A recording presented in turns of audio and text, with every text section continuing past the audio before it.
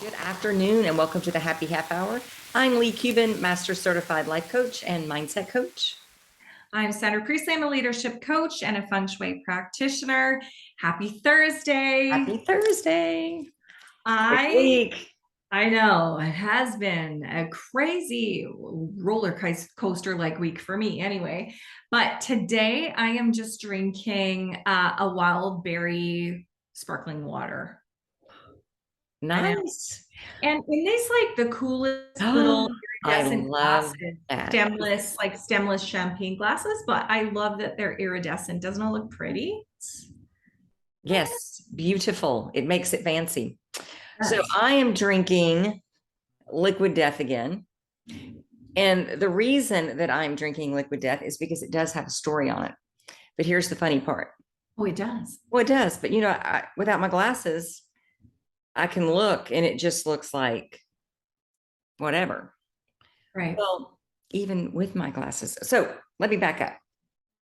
The house has been full of kids since Friday. Logan and Mona and Maria are here. There's a wedding for his best friend that we're going to tonight. So anyway, we're having Lily's birthday party on Saturday, Lily and Grandstands. And I break out the Liquid Death for the kids.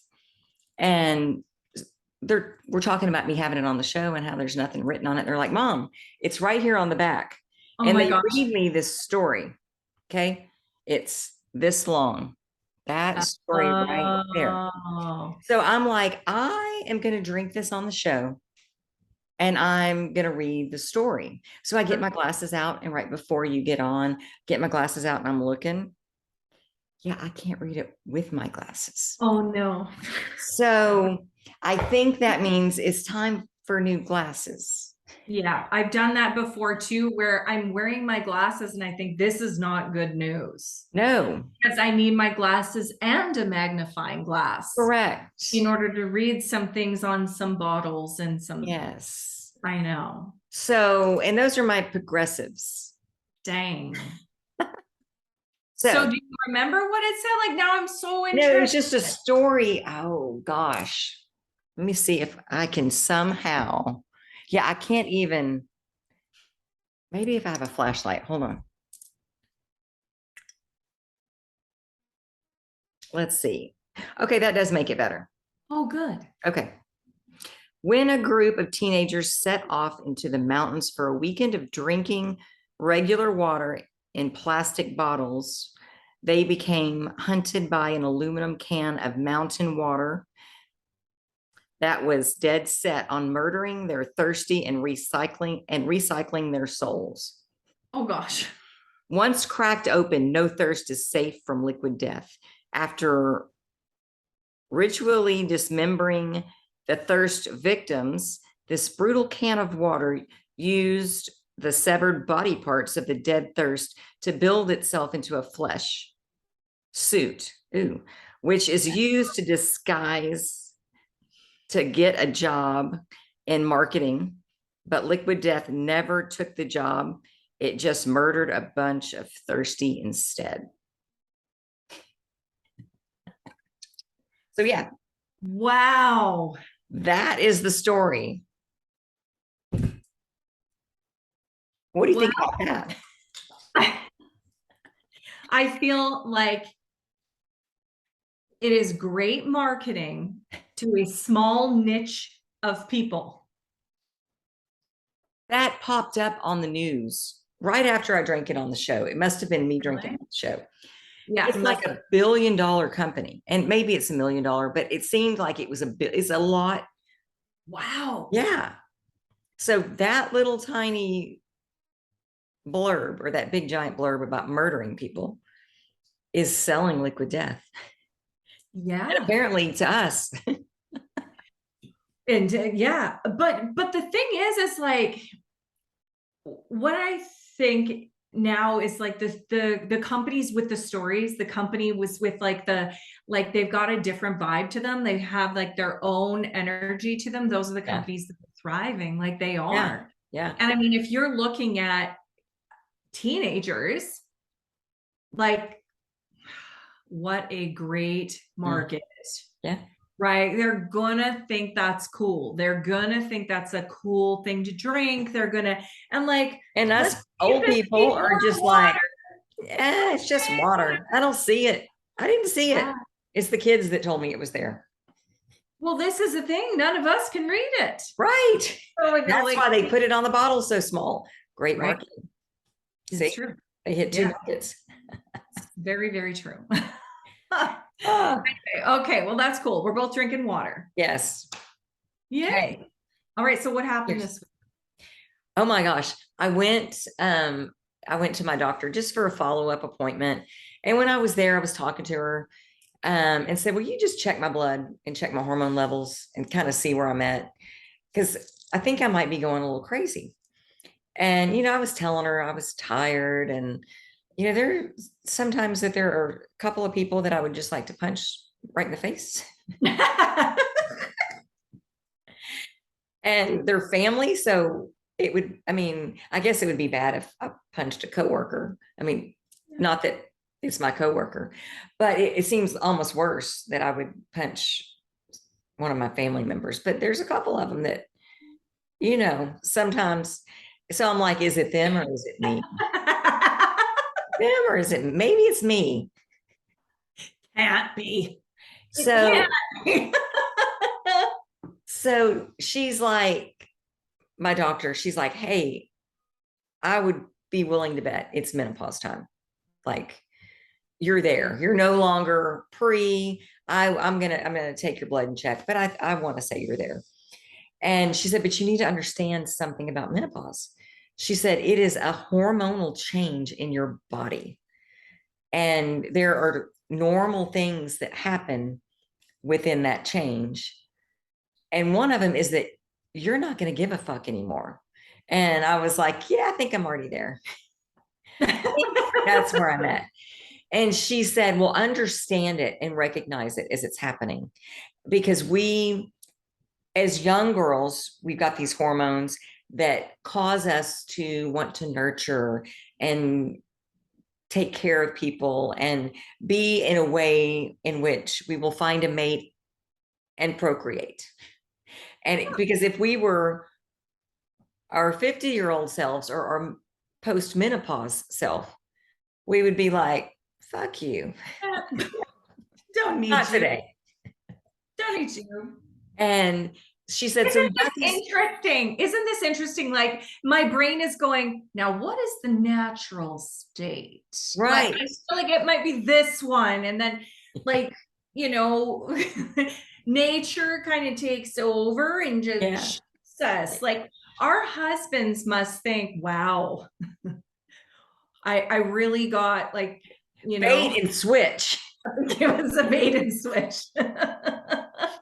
But she was talking about how those hormones create that in us. And then we go through menopause and these hormones create something completely different.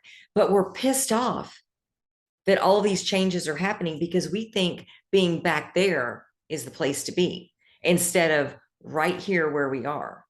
And she said, women get angry because they feel like they have to stay in that old mindset and that they can't evolve with their changing hormones and go, this is what I want now. This is what I'm going to do. Yeah, that's not working for me. And when they don't own what they're feeling and act on it, and it's a new adventure. Yeah. Then they're pissed off. Yeah. I love this idea of like just not giving two fucks. Yes. And to have a doctor say that to me was like, what a cool doctor. What a cool doctor. So I get my test results back on. Not a male, I bet. What? My male doctor would probably be like, okay, Sandra. Like, oh, yeah, no, you need a female doctor. No. So she calls me on Sunday and she's like, girl, yeah, you're in menopause and you need to talk to your hormone doctor. So luckily my hormone doctor works in my office. So I told her what was going on and she's looking at the results and she goes, I need one more test to run on you because this isn't giving me a really accurate picture of where you're at. So because you could be just perimenopausal right now by these numbers. I don't know. I need one more thing. So they run the test. So I walk in the office this morning and I'm not thinking anything of it. All the girls are at their desk. She's right there in the middle of them. And I'm like, Amanda, did you get my test results? And she said, oh yeah, I did. You're totally in menopause. Oh, And she said, like, I don't know if the word was post, but it was a different word than peri. But post doesn't sound right. But she was so nonchalant, like, yeah, you're totally in menopause, and I'm going to change this stuff to your hormones, and you'll be good to. And it was like not a big deal to her at all. She didn't say, let's go in the room and talk. And so that was another thing that was like, oh, yeah. this is totally normal. So I started thinking about it, and it's like, I remember when I started going through perimenopause, and I had told my daughter Lily, and she's like, yeah, you are kind of crazy, and you probably need to start taking some meds so it'll calm your ass down or chill your ass. And I'm telling you, something came up in me to where I literally want to just punch that child in the face. This is 6 years ago. But I wanted to just like, boom. I mean, I was just like, because it was like something was wrong. Yeah. How old was she at this time? So she was probably 18. Oh, just the the age where they know it all. Okay, got it. Yes, that's where I am at right now. Yes, yes, yes. So 18, 20, yeah. Uh-huh. I get this news, and when I've always thought it would be a moment where I would be like, Yeah. and mourning, it was like this relief, excitement, all at the same time. Yeah. Like, oh, this explains some things. And oh my God, I'm starting a new adventure. I've never been here in my life. I don't know what's here. And Well, and it's like we were talking about this a little while ago. Like, when we're little kids, like I just look at these little kids who just are who they are. They do what they do. They do not yes, care what they look like. They don't care what someone else thinks. Like, it's just like, this is me. I love me. Like this, like, let's go. until puberty. That's You when those hormones kick in that tell us, oh, look pretty. Yeah. Or even till school, I find. Like till, Yeah. when you Yeah. start in school and it's like there's so much social judgment. Like it's a social shift, right? And then the puberty is like totally different kettle of fish. But I also, yeah, like I love it. I love it. I love this idea of like what can we be when we don't give a fuck? Yeah. Do you And think Louise Hay did what she did until she was in her 90s because she gave a fuck? right. Exactly. Yeah. Yeah. Like how cool. And it's like, I don't know, I just have this idea of this like, I don't know, maybe that's why it's so much easier for me at 51 now and not at some of my clients who are 30, because I'm just like, well, who is like, I always say it's the me I came here to be. Yeah. Yeah. Before all the mind fuckery that happened from other people and expectations and Our interpretation of things. our interpretation of things, our fears on Yeah. what someone thinks about us and what we're supposed to do. Like, fuck it. What if we just, like, wouldn't it be incredible if we could have this in our 20s? I know. Where would we be? What could we do if we hadn't held ourselves back and we, didn't stick to this societal expectation of go to school, get an education, get a job, and work till you retire and then take your pension and then Well, I don't know what. follow those steps. I sort of went in my own order. Yeah. And although that's what I did, there was a lot of shame and guilt. And I should have done it. The way I did it wasn't right. I should have done it this way so I would be more acceptable. And I then made up the story that because I mean, I've done all of the things, I just didn't do them in any particular order, Right, exactly. especially what's acceptable. Right. And so then I held myself, and that wasn't on anybody but me, because it was the stupid stories that I made up about how Yeah. I didn't measure up. I wasn't good enough because I didn't do things in this certain order and follow these specific rules. Mhm. And now I don't care. What would have happened if I didn't care back then? Right. And how do we teach that? How do you teach a 20-year-old that? I'm trying right now. I don't know, because, and as I talked to my husband too, because like my whole business philosophy is to get to know yourself really, really well. Yeah. Know where your strengths are, know where your gifts are, and then like know that your brain is going to come up with a whole bunch of things and a whole bunch of bullshit that's going to tell you these stories that you have to do it differently and you have to fix your weaknesses, and it's just not true. So, we'll get through that resistance, but like knowing your zone of brilliance and how can you do that and not give a fuck Yeah. what anyone else says. Like, and I often give this example of Melanie Ann Lair, who will say she wasn't good in school. She has anxiety that can become crippling, and she consistently makes $3 million months coaching. Yeah. Coaching. She's not selling a ton of products. She's not got a franchise. She's not she doesn't own Google. Like, she's coaching women. $33,000 US a month to coach women, and they're paying her for it. And she does not have a grade 12 education. And she is just like this, so philosophical and so much emotional intelligence. And she's just doing what she's naturally meant to do. Yeah. Were we all meant to go down the same path? No.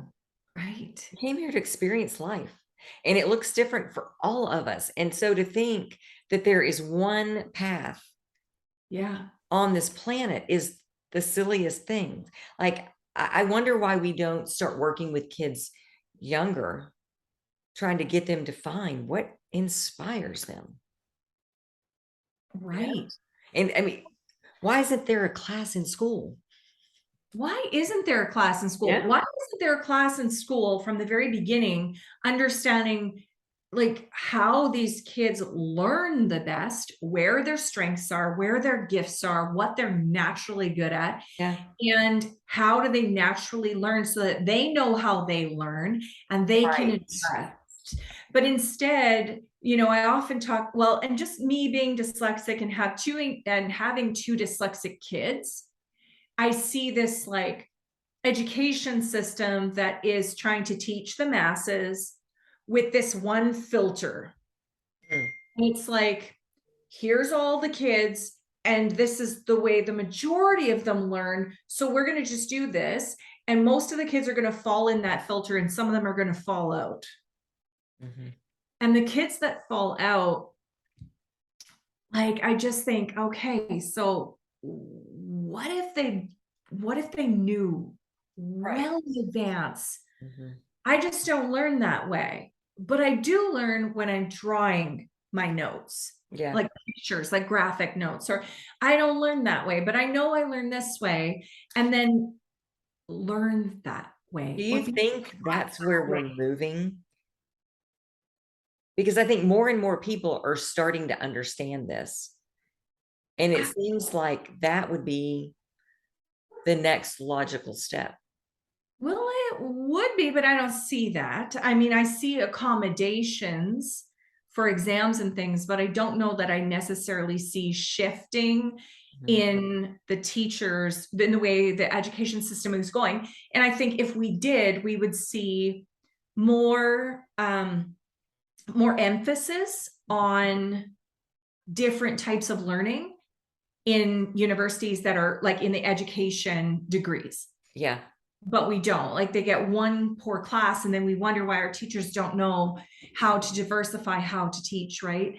Mhm. And so I don't know. I don't think so, but I do think, I mean, there's more recognition for people who work at Apple that are dyslexic. You see people like Richard Branson, who is like public celebrity for being dyslexic, Yeah. you know, and thinking outside the box. So I think it's maybe more, and they want to hire. I guess that's the thing. Even NASA, right? They want to hire people who are neurodiverse. Mm-hmm. But I mean, the thing is, we don't even have to be neurodiverse. We're just diverse. Yeah. Yeah. Just all of us, just naturally. Like, what if we could just figure out? But see, that shows you that they Right. want people that think differently. They They totally do. see the value in that, because when you have everybody that thinks the same way, you don't grow.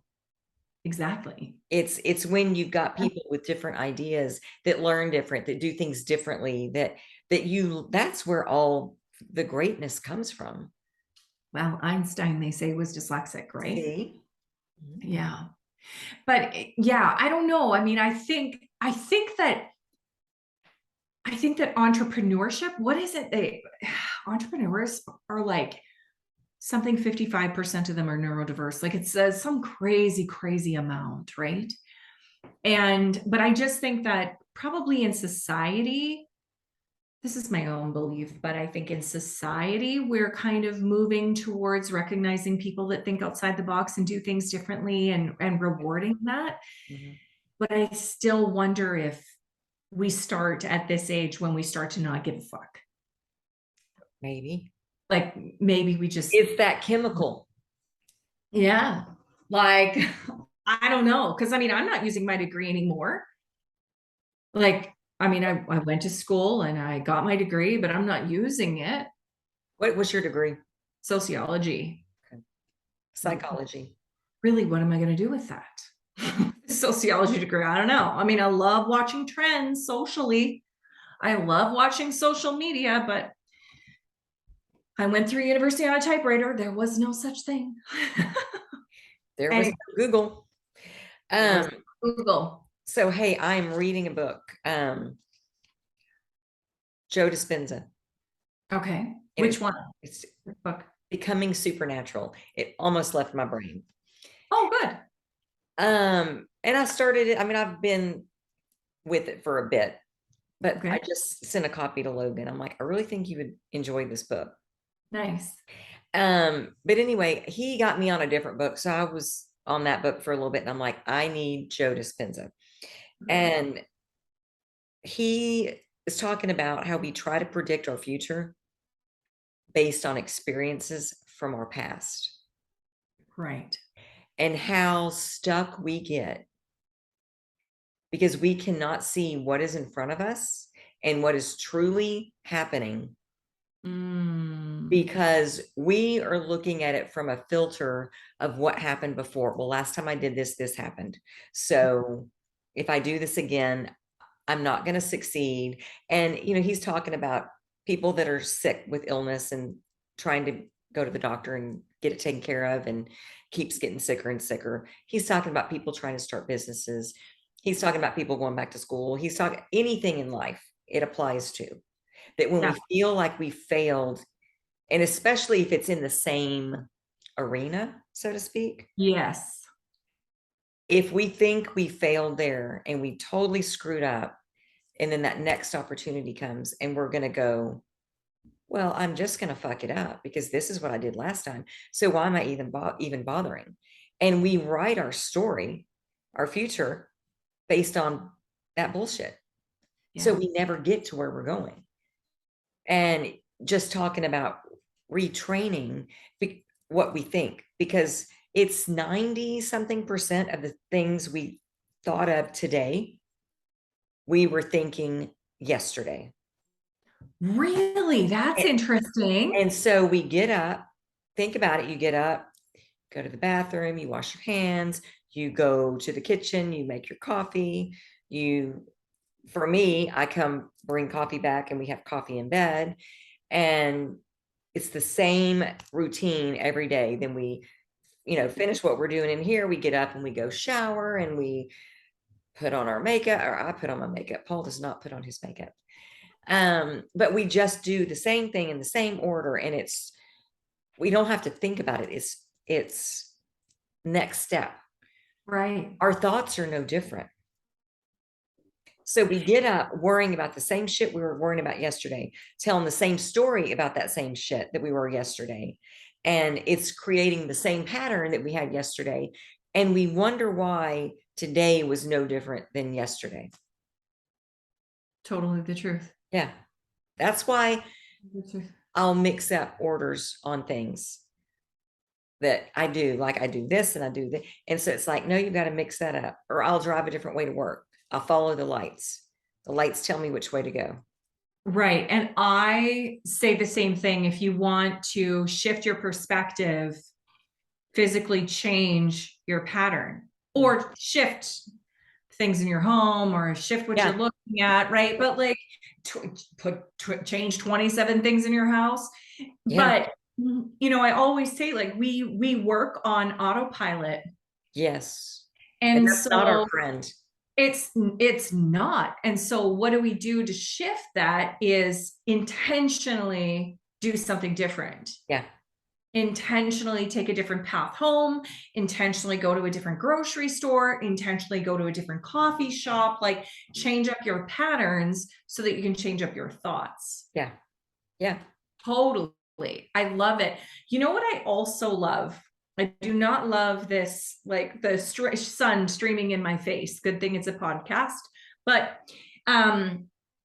what I also love is that, and we've talked about this before, but like it does seem to be more mainstream that there are people that are talking about the power of our thoughts. Yes. It's becoming more normal.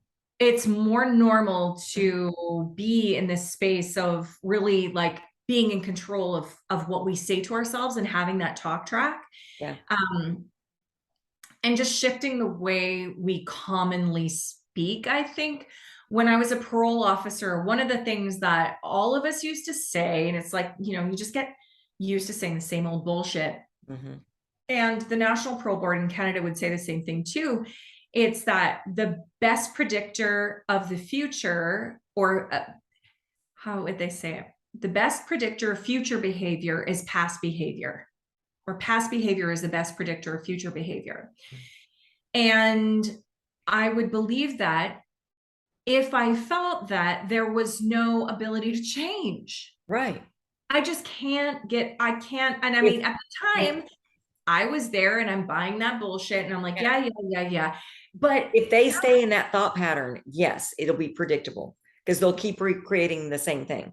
But if they get out of that thought pattern, what can they do? Right. Where can they go? Like, get them out of that. So true. And also, if we say the best predictor of future behavior is past behavior, then why would we give anyone parole? Right. Like, and why would we forgive anybody for things that they've done that mistakes? Yeah. One mistake would mean, well, that's it. You're done. The last time you went to get groceries, you forgot milk. So you're going to forget the milk this time too. Yeah. You're dead to me. You're useless. I need milk. I'll just go. I'll find someone that can get me milk. Right. It's just, it's such a limited mindset, such a, like, there's no possible way you can ever include growth there, or self-awareness there, or any sort of improvement from that limited mindset, from that mentality. So I love that is that we buy into that kind of bullshit. And we buy in without even thinking about it. We're just like, oh yeah, that sounds good. Yeah. I'd be like, well, that's the stupidest thing I've ever heard. Right. Aren't we here to try to rehabilitate? Why the fuck just throw away the key and fire me? You'd save a lot of money. Just put them all to death. Just like, really, that's what that sentence says. Yeah. Yeah. No one has any opportunity for growth. And they feel that. So when you have someone going, there's no opportunity for growth, you're done. You'll never be anything. You'll never do anything. This is all you'll ever be.